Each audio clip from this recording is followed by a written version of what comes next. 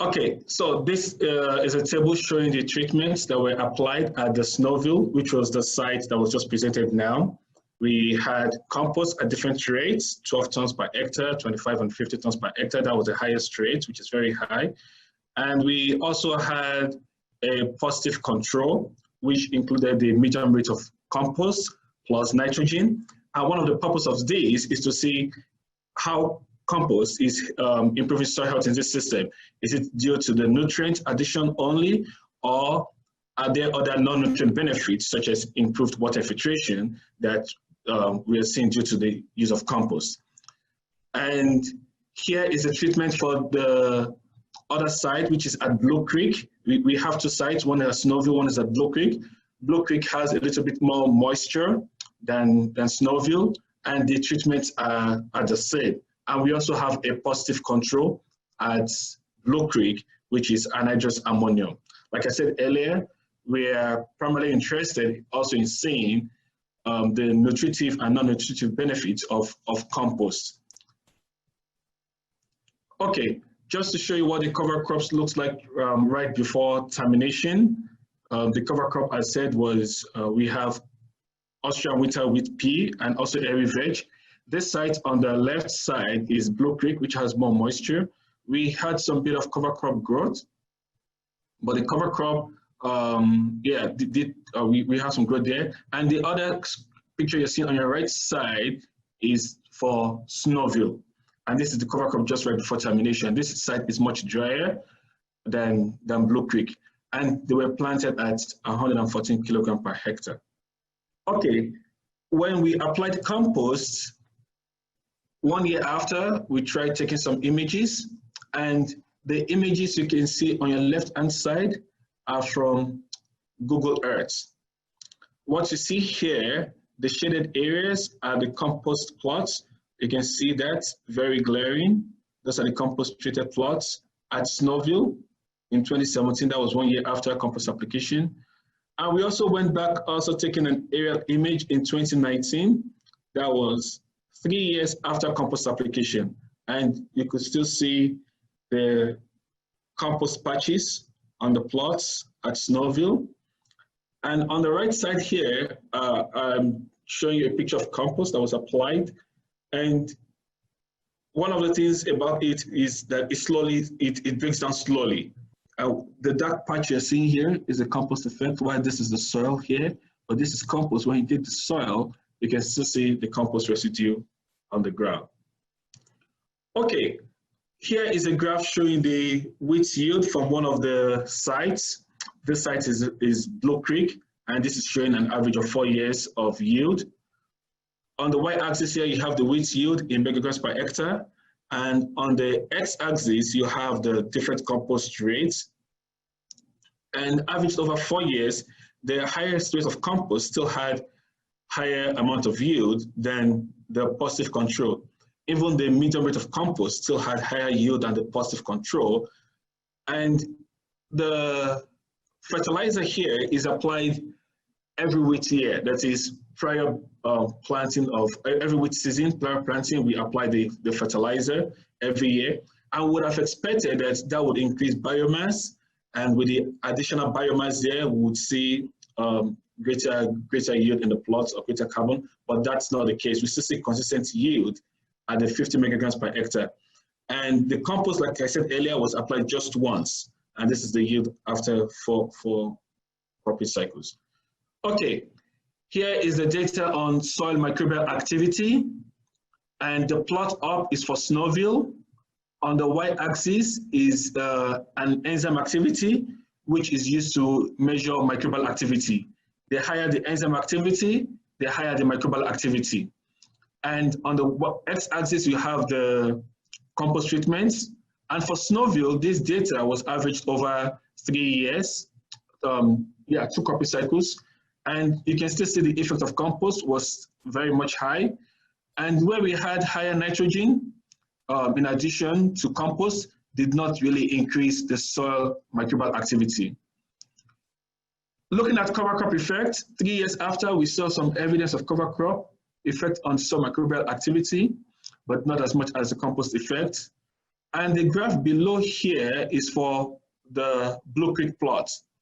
On the y-axis, you have the enzyme activity, which measures soil microbial activity. The higher this enzyme activity, the higher the soil microbial activity. And on the x-axis here, we have year. Now, this is split into years because there was some bit of interaction and the data was from different plots. But overall, what we see is we have persistence effect of compost on the soil microbial activity. 1 year, 3 years, 5 years, even 7 years after, it was still much higher at the highest rates of compost, which is just saying there's something peculiar about compost application in this system. And at this site, which has much rainfall compared to Snowville site, we didn't see any major effect of cover crop on that. Now I'm showing you the result of the soil organic carbon. And it simply follows the same trend as the result I showed you earlier. On the y-axis, you have the organic carbon content of the soil. And on the x-axis, you have the compost rate. And this plot is for Snowville, which is a much drier site. And the more compost we applied, the more the organic carbon. And what we are actually measuring here is the residual organic carbon. We apply compost once and looking at it several years after. And we can still see that the residual organic carbon persists much longer at the highest rate of compost. When we added nitrogen to the medium rates, we didn't see much difference. We would have expected this to be close to the highest rate of compost because we have much more nitrogen there and perhaps would have gotten much biomass, which would have increased our soil carbon, but that was not the case. And also, we did not see any major effect of cover crop on soil carbon. Here is the fallow and here is the cover crop, that is P plus airy veg.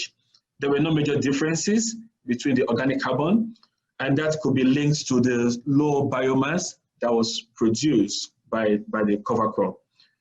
And a similar trend was also observed at Blue Creek. The highest rate of compost had the highest soil organic carbon 1 year, 2 years, 3 years, and up to 7 years after compost application. We could still see the persistence effect of compost on the soil organic carbon, which we know in this system, organic carbon is very low, and any management practices that can sustain organic carbon is actually a plus. The addition of nitrogen, which we apply every year, and we expect to increase biomass and increase soil organic carbon due to higher residue or greater residue return.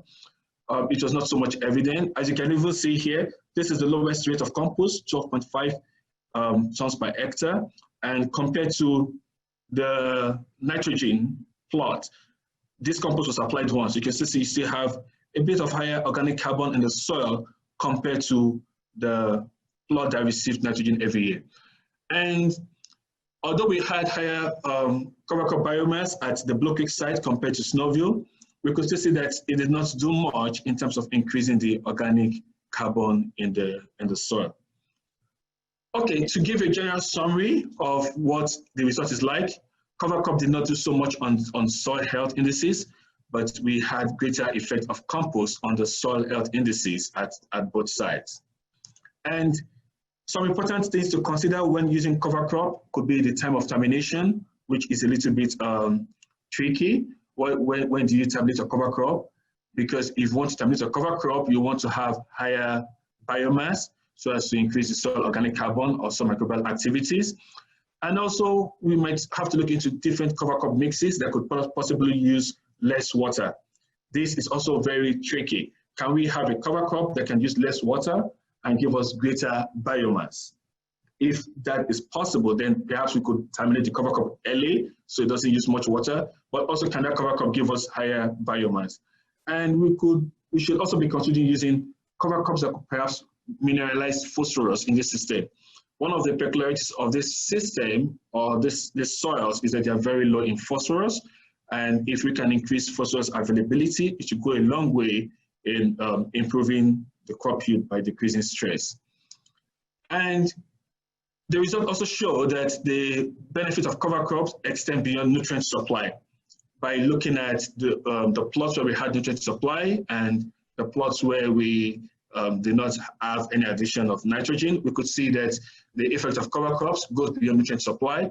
It also extends to increase aggregate stability, greater microbial activity, greater water storage, and all these are other benefits of compost. And also, we might be getting some benefits of lower rate of compost at 25 microgram per hectare compared to the higher rate. This study is long-term, and we are still looking at the lower rate also, 10 micrograms per hectare, 10 tons, to see can we lower the rates and still get the same benefits. And one thing to also keep in mind is when trying to use compost in this system, the quality of compost actually will matter also. Well, that is the end of our presentation. Thank you all for listening, and thank you for everyone that participated in the research. Thank you.